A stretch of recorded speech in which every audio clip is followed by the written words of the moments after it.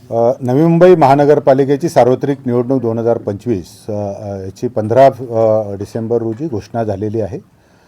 नवी मुंबईमध्ये एकूण मतदारांची संख्या ही 9,48,460 एवढी आहे। त्याच्यामध्ये पुरुष मतदार हे 5,16,267 आणि स्त्री मतदारांची संख्या ही 4,32,040 आणि इतर जे आहेत आपल्याला जो आपण ट्रान्सजेंडर म्हणतो तो 153 एवढी नोंद आपल्याकडे आहे। ही बहुसदस्यीय निवडणूक प्रक्रिया नवी मुंबईमध्ये होते। याच्यासाठी आपण 111 सदस्य निवडून देण्यासाठी 28 प्रभाग हे आपल्याला महानगरपालिकेच्या क्षेत्रामध्ये आलेले आहेत। 27 प्रभाग हे 4 सदस्यीय आहेत आणि एक जो प्रभाग आहे तो 3 सदस्यीय प्रभाग याच्यामध्ये आहे। याच्यामध्ये एकूण जर आपण बघितलं असेल तर मतदान केंद्र प्रभागनिहाय मतदान केंद्राची संख्या जर एक सगळ्यात जास्त मतदार हे प्रभाग 1 मध्ये 40,198 आहेत आणि 4 सदस्यीय प्रभागामध्ये जिथे सगळ्यात कमी मतदारांची संख्या दिसते ती 26,000 प्रभाग 13 जो आहे 26,798 एवढे आहे। 3 सदस्यीय प्रभागामधली सुद्धा लोकसंख्या जी आहे ती मतदारांची संख्या जी 26,125 एवढी आहे।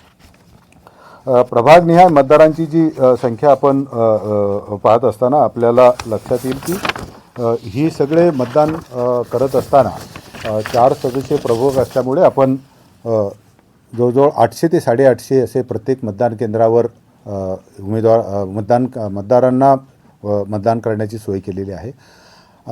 1,141 एवढे एकूण मतदान केंद्र याच्यासाठी राहणार आहेत। त्याच्यानंतर निवडणुकीची जर आपण कार्यक्रम बघितला असेल तर पहिला जो कार्यक्रम आहे नामनिर्देशन पत्र दाखल करण्याचा जो कालावधी आहे 23 डिसेंबरपासून सुरू होतो ते आपल्याला याच्यापर्यंत 30 डिसेंबरपर्यंत आपल्याला दुपारी 2 वाजेपर्यंत आपल्याला हे नामनिर्देशन पत्र दाखल करता येणार आहेत। 25 डिसेंबर आणि याचा जो कालावधी आहे तो 28 डिसेंबर हे 2 दिवस सार्वजनिक सुट्टी असल्यामुळे नामनिर्देशन पत्र दाखल करता येणार नाही। पण नामनिर्देशन देण्याचा जो कालावधी आहे तो 25 ते 29 डिसेंबर म्हणजे सर्व दिवसामध्ये नामनिर्देशन पत्र आपल्याला उपलब्ध होतील वार्ड निवडणूक निर्णय अधिकाऱ्याच्या। नामनिर्देशन पत्र स्वीकारण्याची जी अंतिम तारीख आहे ती जो तारीख आहे तो आपण 23 तारखेपासूनच सुरू करतो ते 30 तारखेपर्यंत आपल्याला नामनिर्देशन पत्र स्वीकारायचे आहेत। नामनिर्देशन पत्राची छाननी ही 31 डिसेंबर रोजी सकाळी 11 वाजल्यापासून सुरू होईल आणि त्याच दिवशी ती पूर्ण करून त्याच्या याद्या प्रसिद्ध केल्या जातील। वैधरित्या नामनिर्देशित झालेल्या उमेदवारांची घोषणा ही उमेदवारांची यादी प्रसिद्ध करायचं काम पण सुद्धा लगेच होणार आहे। उमेदवारी मागे घेण्याचा जो अंतिम तारीख आहे ती 2 जानेवारी 2026 आहे। दुपारी सकाळी 11 ते दुपारी 3 पर्यंत आपण ते घेऊ शकता। निवडणूक चिन्ह नेमून देण्याचा जो दिनांक आहे तो 3 जानेवारी 2026 आहे।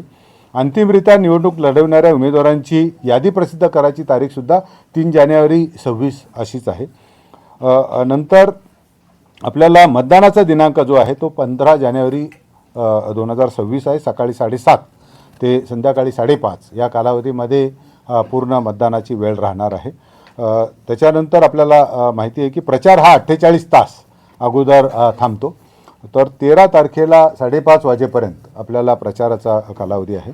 मतमोजणी व निकाल जाहीर करण्याचा दिनांक हा 16 जानेवारी 2026 सकाळी 10 नंतर आपल्याला मतमोजणी ही सुरू होणार आहे। आपण जे राजपत्र प्रसिद्ध करण्याचा जो दिनांक आहे 19 जानेवारी रोजी निवडून आलेल्या उमेदवारांची यादी ही प्रसिद्ध करणार आहोत। आपल्याकडे 8 निवडणूक अधिकारी आहेत। प्रभाग क्रमांक 1, 2, 3 साठी एक निवडणूक निर्णय अधिकारी आहे। तिथं कार्यालय जे आहेत माता व बाल रुग्णालय दिघा नवीन जे तिथे नवीनच तयार झालं त्याच्यामध्ये ते आहे। दुसरा जो मतदान अधिकारी आहेत निवडणूक अधिकारी आहेत ते देवदत्त ठोंबरे म्हणून आहेत। ते 4, 5 आणि 7 याच्यामध्ये सरस्वती विद्यालय सेक्टर 5 ऐरोली नवी मुंबई इथे आहे। तिसरे 6, 8 आणि 9 याचं समाज मंदिर हॉल भूखंड क्रमांक 10 सेक्टर 7 घनसोली नवी मुंबईमध्ये आहे। तिसरा अंकी चौथा जो कार्यालय निवडणूक निर्णय अधिकारी आहे ते 10, 11, 12, 13 या प्रभागासाठी एक निवडणूक निर्णय अधिकारी राहील। ते अण्णासाहेब पाटील सभागृह पहिला मजला सेक्टर 5 कोपरखैरणे नवी मुंबई इथे राहील। 14, 15, 19 आणि 20 हे प्रभागांसाठी एक निवडणूक निर्णय अधिकारी काम करतील आणि त्याचं कार्यालयसुद्धा मी आत्ता अण्णाभाऊ साठे समाज मंदिर प्लॉट नंबर 187 सेक्टर 10 सानपाडा नवी मुंबईमध्ये आहे. नंतर 16, 17, 18मध्ये जलतरण तलाव संकुल भूखंड क्रमांक 196A सेक्टर 12 वाशीमध्ये त्याचं राहील. 21, 22, 23, 24 यांच्यासाठी आगरी कोळी भवन प्लॉट नंबर 12 सेक्टर 24 नवी नेरूळ नवी मुंबईमध्ये राहील. आणि 25, 26, 27, 28साठी ए विभाग कार्यालय बेलापूर भवन सेक्टर 11 CBD बेलापूर इथं हे आपल्याला निवडणूक निर्णय अधिकाऱ्यांची हे राहील. आपल्याकडे दुबार मतदारांची जर एकूण संख्या 45,588 एवढी आलेली आहे. त्याची छाननी आता BLO स्तरावर सुरू आहे आणि याचे सगळ्यांना आपण त्याच्यामध्ये राज्य निवडणूक आयोगाच्या सूचनेनुसार त्याला ऑप्शन द्यायचा आहे की त्याने कुठे मतदार तो त्याचा आधी व्हेरिफिकेशन होईल आणि जे निश्चित होतील दुबार मतदार यादी तर त्याच्यानुसार मग त्याला ऑप्शन घेऊन आपण त्याचा मतदानाचे त्याला वेळ देणार आहोत. आदर्श आचारसंहितेचा जसं अंमलबजावणी कक्षाचे प्रमुख हे सुनील पवार म्हणून आमचे ॲडिशनल कमिशनर आहे. नंतर याच्यासाठी परवानगी ज्या आहेत एक खिडकीमधून ह्या सगळ्या परवानगी आपल्याला उपलब्ध होणार आहेत. मीडिया सेल आणि MCMCचे जे आहेत ते आमचे कॅफो जे आहेत सत्यवान उबाळे हे करतील. निवडणूक खर्चाची मर्यादा ही 11 लक्ष ही प्रत्येक उमेदवारासाठी दिलेली आहे. विविध पथकं आपण प्रत्येक निवडणूक अधिकाऱ्याकडे 4 VST आणि 4 FST असे पथक एकत्र राहतील. मतदान जनजागृतीचा मोठा कार्यक्रम आपण याच्यामध्ये घेणार आहोत. मतदान कर्मचाऱ्यांची जर संख्या जर बघितली तर जवळजवळ आपल्याला 5 कर्मचारी प्रत्येक एका मतदान केंद्रावर लागतात. अशा पद्धतीने 5,705 आणि 10% रिझर्व 6,275 एवढे कर्मचारी आपल्याला लागणार आहेत. ही कर्मचारी आपण बाहेरच्या जिल्ह्यांमधून उपलब्ध करून घेणार आहोत.